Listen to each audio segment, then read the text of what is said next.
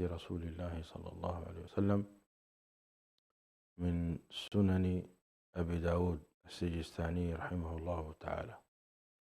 ونحن نقرأ الأحاديث سردا دون التعليق إلا ما لزم، وذلك من أجل المرور على أحكام الأحاديث. فسابقا قرأنا حديث البخاري، والآن سنقرأ من سنن أبي داود لنمر على غالبية أحاديث الأحكام. قال الإمام أبو داود رحمه الله تعالى: كتاب الصوم، باب كراهية الصوم. قال حدثنا محمد قال حدثنا أبو خالد الأحمر عن عمرو بن قيس عن أبي إسحاق عن الصلة قال: كنا عند عمار في اليوم الذي يشك فيه، فأتى بشاة فتنحى بعض القوم، فقال عمار: من صام هذا اليوم فقد عصى أبا القاسم صلى الله عليه وسلم. باب في من يصل شعبان برمضان. قال الإمام أبو داود رحمه الله تعالى: حدثنا مسلم بن إبراهيم قال حدثنا هشام عن يحيى بن أبي كثير عن أبي سلمة عن أبي هريرة رضي الله تعالى عنه عن النبي صلى الله عليه وسلم قال: لا تقدموا صوم رمضان بيوم ولا يومين إلا أن يكون صوم يصومه رجل فليصم ذلك الصوم. وقال رحمه الله تعالى بسنده: حدثنا أحمد بن حنبل قال حدثنا محمد بن جعفر قال حدثنا شعبة عن توبة العنبري عن محمد بن إبراهيم عن أبي سلمة عن أم سلمة رضي الله تعالى عنها عن النبي صلى الله عليه وسلم أنه لم يكن يصوم السنة شهرا تاما إلا شعبان يصله برمضان. قال الإمام الألباني: الحديث صحيح. باب في كراهية ذلك. قال حدثنا قتيبة بن سعيد قال حدثنا عبد العزيز بن محمد قال قدم عباد بن كثير المدينة فمال إلى مجلس العلاء فأخذ بيده فأقامه، ثم قال: اللهم إن هذا يحدث عن أبيه عن أبي هريرة رضي الله تعالى عنه أن رسول الله صلى الله عليه وسلم قال: إذا انتصف شعبان فلا تصوموا. فقال العلاء: اللهم إن أبي حدثني عن أبي هريرة عن النبي صلى الله عليه وسلم بذلك. قال أبو داود: رواه الثوري وشبل بن العلاء وأبو عميس وزهير بن محمد عن العلاء. قال أبو داود: وكان عبد الرحمن لا يحدث به. قلت لأحمد: لما؟ قال: لأنه كان عنده أن النبي صلى الله عليه وسلم كان يصل شعبان برمضان، وقال عن النبي صلى الله عليه وسلم خلافه. قال أبو داود: وليس هذا عندي خلافه، ولم يجيء به غير العلاء عن أبيه. باب شهادة رجلين عن رؤية هلال شوال. قال حدثنا محمد بن عبد الرحيم أبو يحيى البزاز قال حدثنا سعيد بن سليمان قال حدثنا عباد عن أبي مالك الأشجعي قال حدثنا حسين بن الحارث الجدلي من جديلة قيس أن أمير مكة خطب ثم قال: عهدنا إلى رسول الله عهد إلينا رسول الله صلى الله عليه وسلم أن ننسك للرؤيا، فإن لم نره وشهد شاهد عدل نسكنا بشهادتهما. فسألت الحسين بن الحارث: من أمير مكة؟ قال: لا أدري. ثم لقيني بعد فقال: هو الحارث بن حاطب أخو محمد بن حاطب. ثم قال الأمير: إن فيكم من هو أعلم بالله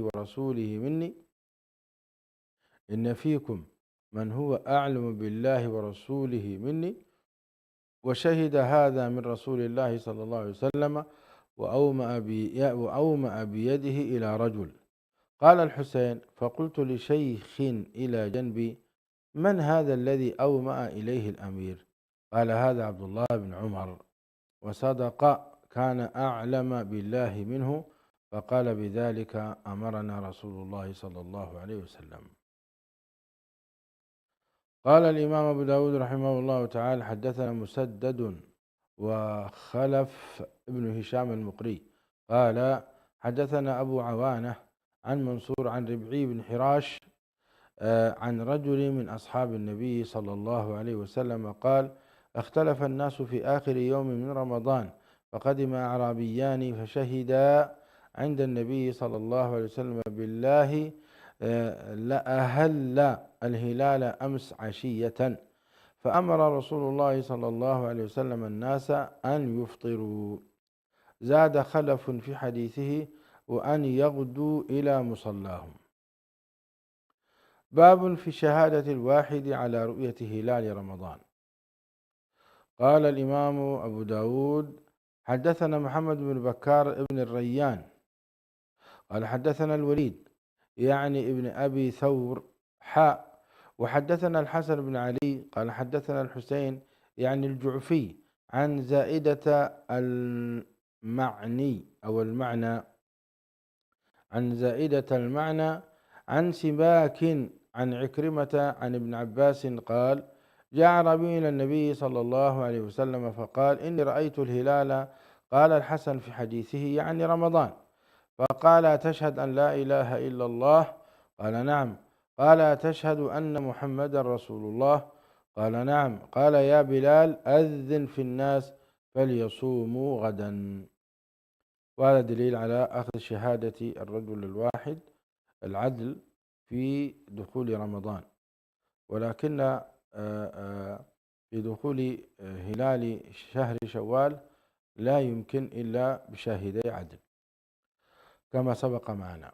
قال حدثني موسى بن إسماعيل قال حدثنا حماد عن سماك بن حرب عن عكرمة أنهم شكوا في هلال رمضان مرة، فأرادوا أن لا يقوموا ولا يصوموا، فجاء أعرابي من الحرة فشهد أنه رأى الهلال، فأتي به النبي صلى الله عليه وسلم فقال: أتشهد أن لا إله إلا الله وأني رسول الله؟ قال: نعم. وشهد أنه رأى الهلال، فأمر بلالا فنادى في الناس أن يقوموا وأن يصوموا. قال أبو داود: رواه جماعة عن سماك عن عكرمة مرسلا، ولم يذكر القيام أحد إلا حماد بن سلمة. قال أبو داود رحمه الله تعالى: حدثنا محمد بن خالد وعبد الله بن عبد الرحمن السمرقندي، وأنا لحديثه أتقن. قال حدثنا مروان هو بن محمد عن عبد الله بن وهب عن يحيى بن عبد الله بن سالم عن أبي بكر بن نافع عن أبيه عن ابن عمر قال: تراءى الناس الهلال فأخبرت رسول الله صلى الله عليه وسلم أني رأيته، فصامه وأمر الناس بصيامه. باب في توكيد السحور. قال حدثنا مسدد قال حدثنا عبد الله بن المبارك عن موسى بن علي بن رباح عن أبيه عن أبي قيس مولى عمرو بن العاص عن عمرو بن العاص قال: قال رسول الله صلى الله عليه وسلم: إن فصل ما بين صيامنا وصيام أهل الكتاب أكلة السحر. إن فصل ما بين صيامنا وصيام أهل الكتاب أكلة السحر. باب من سمى السحور الغداء. قال حدثنا عمرو بن محمد الناقد قال حدثنا محمد بن خالد الخياط قال حدثنا معاوية بن صالح عن يونس بن سيف عن الحارث بن زياد عن أبي رهم عن العرباض بن سارية رضي الله تعالى عنه قال: دعاني رسول الله صلى الله عليه وسلم إلى السحور في رمضان فقال: هلم إلى الغداء المبارك. والحديث قال عنه النووي: رواه النسائي بإسناد جيد، ورواه أبو داود النسائي من رواية العرباض بن سارية معناه وفي سنده نظر. قال الإمام الألباني صحيح. الحمد لله، نكتفي بتصحيح الإمام الألباني. قال حدثنا عمر بن الحسين بن إبراهيم قال حدثنا محمد بن أبي الوزير أبو المطرف قال حدثنا محمد بن موسى عن سعيد المقبري عن أبي هريرة رضي الله تعالى عنه عن النبي صلى الله عليه وسلم قال: نعم سحور المؤمن التمر. نعم سحور المؤمن التمر. الألباني صحيح، يعني صححه الألباني. باب وقت السحور. وقت السحور. قال حدثنا مسدد قال حدثنا محمد بن يزيد عن عبد الله بن سوالة القشيري عن أبيه سمعت سمرة بن جندب يخطب وهو يقول: قال رسول الله صلى الله عليه وسلم: لا يمنعن من سحوركم أذان بلال ولا بياض الأفق الذي هكذا حتى يستطير. صححه الألباني. قال حدثنا مسدد قال حدثنا يحيى عن التيمي وحدثنا أحمد بن يونس قال حدثنا زهير حدثنا سليمان التيمي عن أبي عثمان عن عبد الله بن مسعود رضي الله تعالى عنه قال: قال رسول الله صلى الله عليه وسلم: لا يمنعن أحدكم أذان بلال من سحوره فإنه يؤذن أو قال ينادي: ليرجع قائمكم وينتبه نائمكم، وليس الفجر أن يقول هكذا. قال مسدد: وجمع يحيى كفيه حتى يقول هكذا، ومد يحيى بإصبعيه السبابتين. قال حدثنا محمد بن عيسى قال حدثنا ملازم بن عمرو عن عبد الله بن النعمان قال حدثني قيس بن طلق عن أبيه قال: قال رسول الله صلى الله عليه وسلم: كلوا واشربوا ولا يهدينكم الساطع المصعد، فكلوا واشربوا حتى يعترض لكم الأحمر. الحديث مرة أخرى. قال رسول الله صلى الله عليه وسلم: كلوا واشربوا ولا يهدينكم الساطع المصعد، فكلوا واشربوا حتى يعترض لكم الأحمر. قال أبو داود: هذا مما تفرد به أهل اليمامة.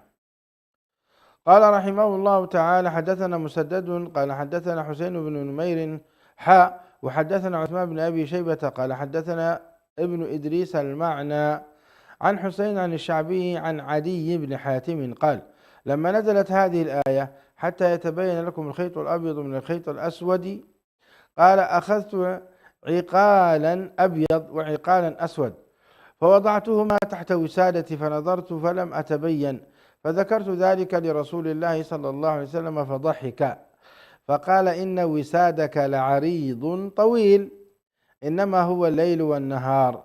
وقال عثمان: إنما هو سواد الليل وبياض النهار. باب في الرجل يسمع النداء والإناء على يده. قال الإمام أبو داود رحمه الله تعالى: حدثنا عن عبد الأعلى بن حماد قال حدثنا حماد عن محمد بن عمرو عن أبي سلمة عن أبي هريرة رضي الله تعالى عنه قال: قال رسول الله صلى الله عليه وسلم: إذا سمع أحدكم النداء والإناء على يده فلا يضعه حتى يقضي حاجته. قال الألباني: حسن صحيح. قال الألباني: حسن صحيح. وهذا فيه رد على بعض أهل العلم الذين يقولون أن في هذا الحديث هذا الحديث منكر، بل هو ثابت عن رسول الله صلى الله عليه وسلم، وهذه رخصة يعني أتانا الله عز وجل إياها. فإذا كان القدح يعني الكأس في يد أحدنا وأذن المؤذن فلا يضعه حتى يقضي حاجته منه، يعني يشرب ما فيه من ماء. وهل يقاس الطعام على الإناء؟ الله أعلم، هذه تحتاج إلى فتوى كبار العلماء. باب وقت فطر الصائم. قال حدثنا أحمد بن حنبل رحمه الله إمام أهل السنة والجماعة ورحم الله جميع رجال الإمام أبي داود. قال حدثنا وكيع قال حدثنا هشام وحدثنا مسدد قال حدثنا عبد الله بن داود عن هشام المعنى. قال هشام بن عروة عن أبيه عن عاصم بن عمر عن أبيه قال: قال النبي صلى الله عليه وسلم: إذا جاء الليل من هاهنا وذهب النهار من هاهنا زاد مسدد وغابت الشمس فقد أفطر الصائم. قال أبو داود: حدثنا مسدد قال حدثنا عبد الواحد قال حدثنا سليمان الشيباني قال سمعت عبد الله بن أبي أوفى يقول رضي الله تعالى عنه: سرنا مع رسول الله صلى الله عليه وسلم وهو صائم، فلما غربت الشمس قال: يا بلال انزل فاجدح لنا. قال: يا رسول الله لو أمسيت. قال: انزل فاجدح لنا. قال: يا رسول الله إن عليك نهارا.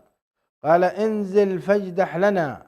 فنزل فجدح، فشرب رسول الله صلى الله عليه وسلم، ثم قال: إذا رأيتم الليل قد أقبل منها هنا فقد أفطر الصائم، وأشار بإصبعه قبل المشرق. صححه الألباني. باب ما يستحب من تعجيل الفطر. قال حدثنا وهب بن بقية عن خالد عن محمد يعني ابن عمرو عن أبي سلمة عن أبي هريرة رضي الله تعالى عنه عن النبي صلى الله عليه وسلم قال: لا يزال الدين ظاهرا ما عجل الناس الفطر لأن اليهود والنصارى يؤخرون. الحديث مرة أخرى. انظروا أهمية اعتزاز الأمة الإسلامية بهويتها حتى على مستوى الفطر. عن أبي هريرة رضي الله تعالى عنه عن النبي صلى الله عليه وسلم قال: لا يزال الدين ظاهرا ما عجل الناس الفطر لأن اليهود والنصارى يؤخرون. قال النووي: رواه أبو داود والبيهقي في السنن الكبير وابن ماجه بإسناد صحيح المجموع. قال الألباني: حسن، حديث حسن. قال رحمه الله تعالى في باب ما يستحب من تعجيل الفطر: حدثنا مسدد قال حدثنا أبو معاوية عن الأعمش عن عمارة بن عمير عن أبي عطية قال دخلت على عائشة رضي الله تعالى عنها أنا ومسروق فقلنا: يا أم المؤمنين، رجلان من أصحاب محمد صلى الله عليه وسلم أحدهما يعجل الإفطار ويعجل الصلاة، والآخر يؤخر الإفطار ويؤخر الصلاة. قالت: أيهما يعجل الإفطار ويعجل الصلاة؟ قلنا: عبد الله. قالت: كذلك كان يصنع رسول الله صلى الله عليه وسلم. يا سلام. صححه الألباني. الحديث مرة أخرى. قال عن عمارة بن عمير عن أبي عطية قال: دخلت على عائشة رضي الله تعالى عنها أنا ومسروق فقلنا: يا أم المؤمنين، رجلان من أصحاب محمد صلى الله عليه وسلم أحدهما يعجل الإفطار ويعجل الصلاة، والآخر يؤخر الإفطار ويؤخر الصلاة. قالت: أيهما يعجل الإفطار ويعجل الصلاة؟ قلنا: عبد الله. قالت: كذلك كان يصنع رسول الله صلى الله عليه وسلم. صححه الألباني. باب ما يفطر عليه. قال الإمام أبو داود رحمه الله تعالى: حدثنا مسدد قال حدثنا عبد الواحد بن زياد عن عاصم بن الأحول عن حفصة بنت سيرين عن الرباب عن سلمان بن عمرو عمها قال رسول الله صلى الله عليه وسلم: إذا كان أحدكم صائما فليفطر على التمر، فإن لم يجد التمر فعلى الماء، فإن الماء طهور. قال رحمه الله تعالى: حدثنا أحمد بن حنبل قال حدثنا عبد الرزاق قال حدثنا جعفر بن سليمان قال حدثنا ثابت البناني أنه سمع أنس بن مالك يقول: كان رسول الله صلى الله عليه وسلم يفطر على رطبات قبل أن يصلي، فإن لم تكن رطبات فعلى تمرات، فإن لم تكن حسوات من ماء. قال الألباني: حسن صحيح. باب القول عند الفطر.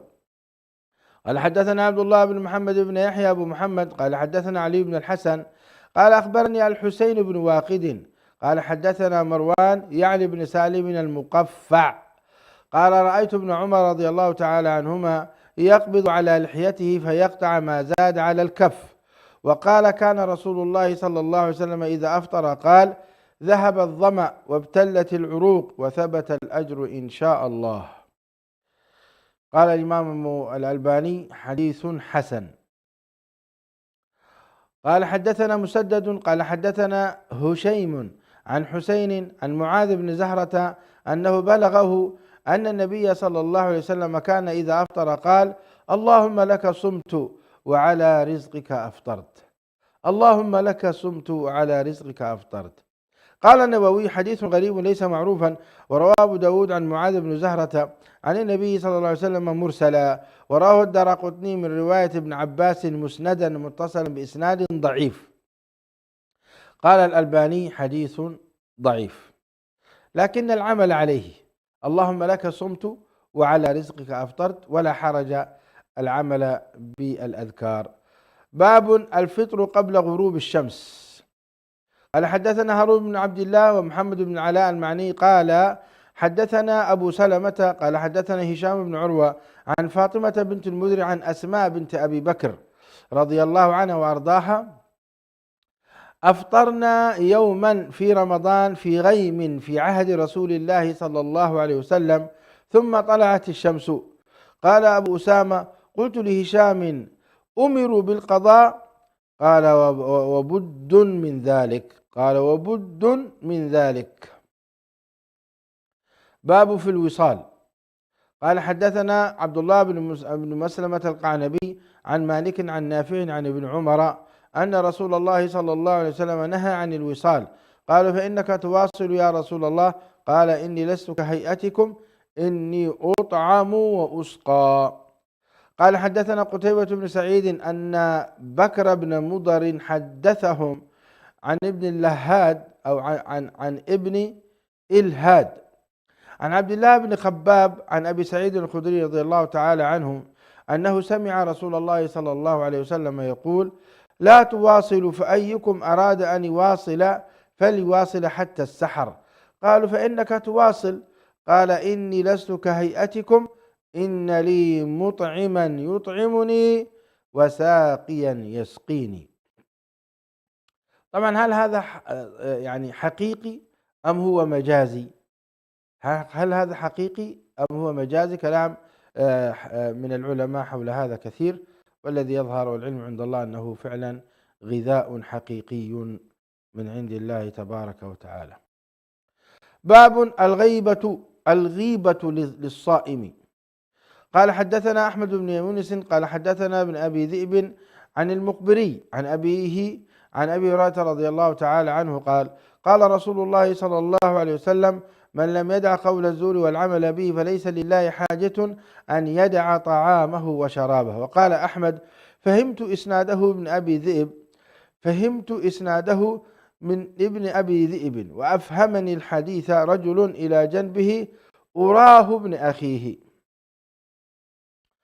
قال أبو داود حدثنا عبد الله بن مسلمة القعنبي عن مالك عن أبي الزناد عن الأعرج عن أبي هريرة رضي الله تعالى عنه أن النبي صلى الله عليه وسلم قال: الصيام جنة، إذا كان أحدكم صائما فلا يرفث ولا يجهل، فإن امرؤ قاتله أو شاتمه فليقل: إني صائم إني صائم. باب السواك للصائم. قال حدثنا محمد بن الصباح قال حدثنا شريك وحدثنا مسدد حدثنا يحيى عن سفيان عن عاصم بن عبيد الله عن عبد الله بن عمرو بن ربيعة عن أبيه قال: رأيت رسول الله صلى الله عليه وسلم يستاك وهو صائم. زاد مسدد: ما لا أعد ولا أحصي. قال الألباني: حديث ضعيف. باب الصائم يصب عليه الماء من العطش ويبالغ في الاستنشاق. قال حدثنا عبد الله بن مسلمة القعنبي عن مالك عن سمي مولى عن سميا أو عن سم عن قال أبو داود رحمه الله تعالى قال حدثنا عبد الله بن مسلمة القعنبي عن مالك عن سمي مولى أبي بكر بن عبد الرحمن عن أبي بكر بن عبد الرحمن عن بعض أصحاب النبي صلى الله عليه وسلم قال: رأيت رسول الله صلى الله عليه وسلم أمر الناس في سفره عام الفتح بالفطر، وقال: تقووا لعدوكم.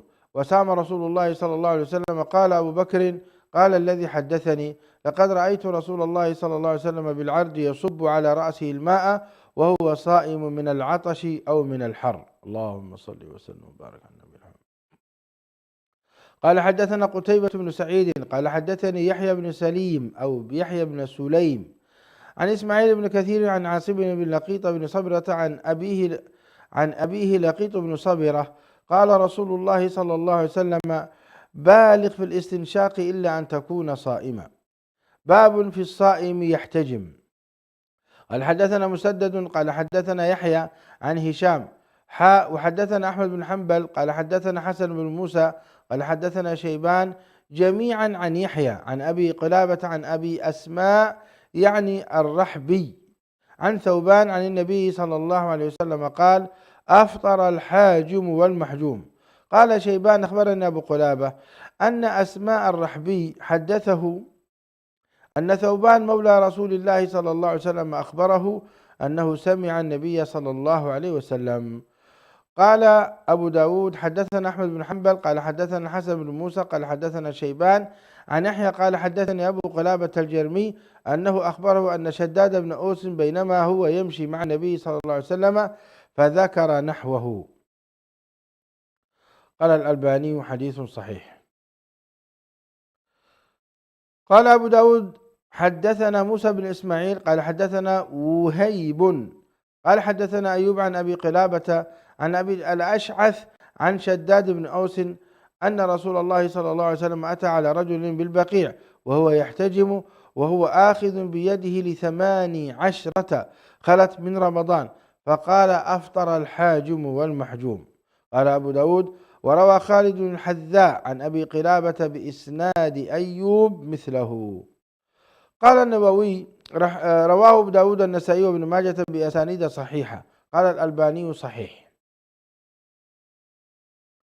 سبحان الله. والكلام في حديث أفطر الحاجم والمحجوم كلام مطول لأهل العلم، والراجح العلم عند الله أن الحاجم يفطر لاحتمال ورود بعض رذاذ الدم في حلقه، وأما بالنسبة للمحجوم فهو يفطر لأنه يضعف جسده أو كما يعني قال أهل العلم.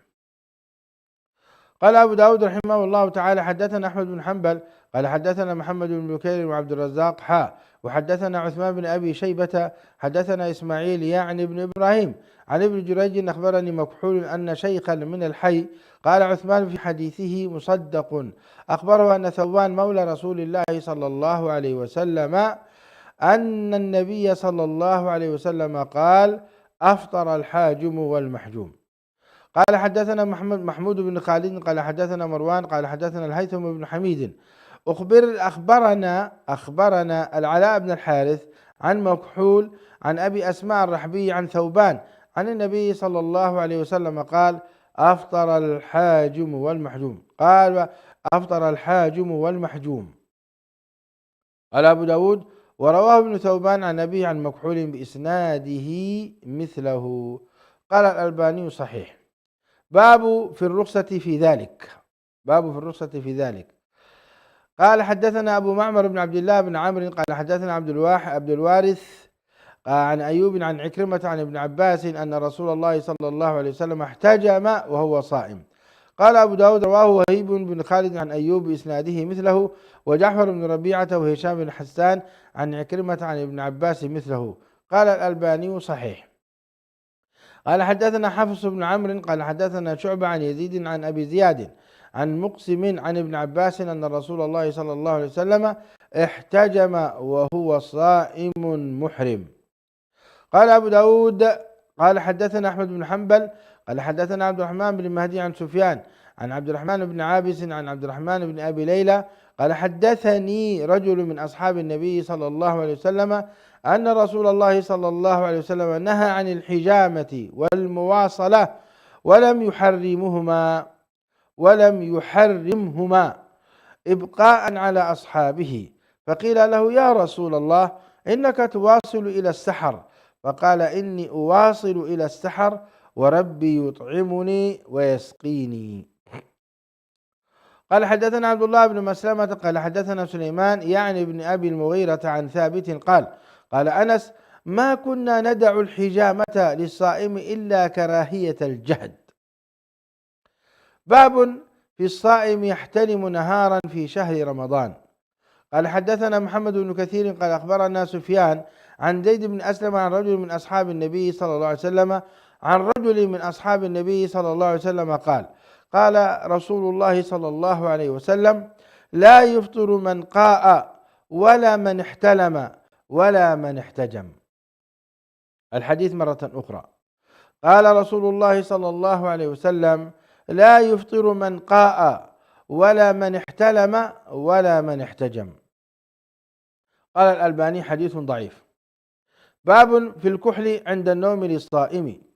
قال حدثنا النفيلي قال حدثنا علي بن ثابت حدثني عبد الرحمن بن النعمان بن معبد بن هودة عن أبيه عن جده عن النبي صلى الله عليه وسلم أنه أمر بالإثمد المروح عند النوم وقال لقيته ليتقيه الصائم، وقال ليتقيه الصائم. قال أبو داود قال لي يحيى بن معين وهو حديث منكر، يعني حديث الكحل. قال الألباني ضعيف. حدثنا وهب بن بقية قال أخبرنا أبو معاوية عن عتبة بن معاذ عن عبيد الله بن أبي بكر بن أنس عن أنس بن مالك رضي الله تعالى عنه أنه كان يكتحل وهو صائم، كان يكتحل وهو صائم. قال الإمام الألباني حسن موقوف، يعني موقوف عن أنس. قال أبو داود حدثنا محمد بن عبد الله المخرمي ويحيى بن موسى بن البلخي قال حدثنا يحيى بن عيسى عن الأعمش قال ما رأيت أحدا من أصحابنا يكره الكحل للصائم، وكان إبراهيم يرخص أن يكتحل الصائم بالصبر. باب الصائم يستقي عامدا. باب الصائم يستقيء عامدا. باب الصائم يستقيء يعني من القيء عامدا. قال حدثنا مسدد قال حدثنا عيسى بن يونس قال حدثنا هشام بن حسان عن محمد بن سيرين عن أبي هريرة رضي الله تعالى عنه قال قال رسول الله صلى الله عليه وسلم من ذرعه قيء وهو صائم فليس عليه قضاء وإن استقاء فليقضي. قال أبو داود رواه أيضا حفص بن غياث عن هشام مثله. قال الألباني حديث صحيح. قال الإمام أبو داود رحمه الله تعالى حدثنا أبو معمر عبد الله بن عمرو قال حدثنا عبد الوارث قال حدثنا الحسين عن يحيى قال حدثني عبد الرحمن بن عمرو الأوزاعي عن يعيش بن الوليد بن هشام أن أباه حدثه قال حدثني معدان بن طلحة أن أبا الدرداء حدثه أن رسول الله صلى الله عليه وسلم قاء فأفطر، فلقيت ثوبان مولى رسول الله صلى الله عليه وسلم في مسجد دمشق فقلت إن أبا الدرداء حدثني أن رسول الله صلى الله عليه وسلم قاء فأفطر، قال صدق، وأنا صببت له وضوءه صلى الله عليه وسلم. باب القبلة للصائم. قال حدثنا مسدد قال حدثنا أبو معاوية عن الأعمش عن إبراهيم عن الأسود وعلقمة عن عائشة قالت كان رسول الله صلى الله عليه وسلم يقبل وهو صائم ويباشر وهو صائم ولكنه كان أملك لإربه صلى الله عليه وسلم. قال حدثنا أبو توبة الربيع بن نافع قال حدثنا أبو الأحوص عن زياد بن علاقة عن عمرو بن ميمون عن عائشة قالت كان النبي صلى الله عليه وسلم يقبل في شهر الصوم. قال حدثنا محمد بن كثير قال أخبرنا سفيان عن سعد بن إبراهيم عن طلحة بن عبيد الله يعني ابن عثمان القرشي عن عائشة رضي الله تعالى عنها قالت كان رسول الله صلى الله عليه وسلم يقبلني وهو صائم وأنا صائمة. قال حدثنا أحمد بن يونس قال حدثنا الليث وحدثنا عيسى بن حماد قال أخبرنا الليث بن سعد عن بكير بن عبد الله بن عبد الملك بن سعد عن جابر بن عبد الله رضي الله تعالى عنه قال عمر بن الخطاب هششت فقبلت أنا صائم، هششت فقبلته وأنا صائم، فقلت يا رسول الله صنعت اليوم أمرا عظيما قبلته وأنا صائم. قال أرأيت لو تمضمضت من الماء وأنت صائم؟ قال عيسى بن حماد في حديثه قلت لا بأس به، ثم اتفقا قال فمه. نعم. باب الصائم يبلع الريق. قال حدثنا محمد بن عيسى قال حدثنا محمد بن دينار قال حدثنا سعد بن أوس العبدي عن مصدع عن أبي يحيى عن عائشة رضي الله تعالى عنها أن النبي صلى الله عليه وسلم كان يقبلها وهو صائم ويمص لسانها. قال أن النبي صلى الله عليه وسلم كان يقبلها وهو صائم ويمص لسانها. قال ابن العربي هذا الإسناد ليس بصحيح. قال الألباني ضعيف. نعم، لأن مص اللسان يلزم منه بلع الريق، وإذا بلع الريق يفطر، فالحديث ضعيف. لكن انظروا إلى أي درجة العلاقة النبوية مع زوجاته صلى الله عليه وسلم. قال باب كراهيته للشاب. قال حدثني نصر بن علي قال حدثنا أبو أحمد يعني الزبيري أخبرنا إسرائيل عن أبي العنبس عن الأغر عن أبي هريرة أن رجلا سأل النبي صلى الله عليه وسلم عن المباشرة للصائم فرخص له، وأتاه آخر فسأله فنهاه، فإذا الذي رخص له شيخ والذي نهاه شاب. قال الألباني حديث حسن صحيح. باب في من أصبح جنبا في شهر رمضان. قال أبو داود رحمه الله تعالى حدثنا القعنبي عن مالك وحدثنا عبد الله بن محمد بن إسحاق الأدرمي قال حدثنا عبد الرحمن بن المهدي عن مالك عن عبد ربه بن سعيد عن أبي بكر بن عبد الرحمن بن الحارث بن هشام عن عائشة وأم سلمة زوجي النبي صلى الله عليه وسلم أنهما قالتا كان رسول الله صلى الله عليه وسلم يصبح جنبا. قال عبد الله الأدرمي في حديثه في رمضان من جماع غير احتلام ثم يصوم. قال أبو داود وما أقل من يقول هذه الكلمة يعني يصبح جنبا في رمضان، وإنما الحديث أن النبي صلى الله عليه وسلم كان يصبح جنبا وهو صائم. سنقف عند هذا القدر ونكمل في الأسبوع القادم إن شاء الله. نسأل الله تعالى أن يجمعنا وإياكم بنبينا الكريم محمد صلى الله عليه وسلم في الفردوس الأعلى من الجنة، وكذا يجمعنا سبحانه وتعالى بالإمام أبي داود ورجاله وإمام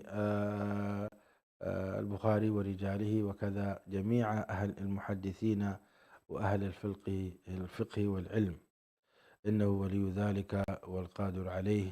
سبحان ربك رب العزة عما يصفون وسلام على المرسلين والحمد لله رب العالمين. على نهج الرسول لنا مسير، وعند الله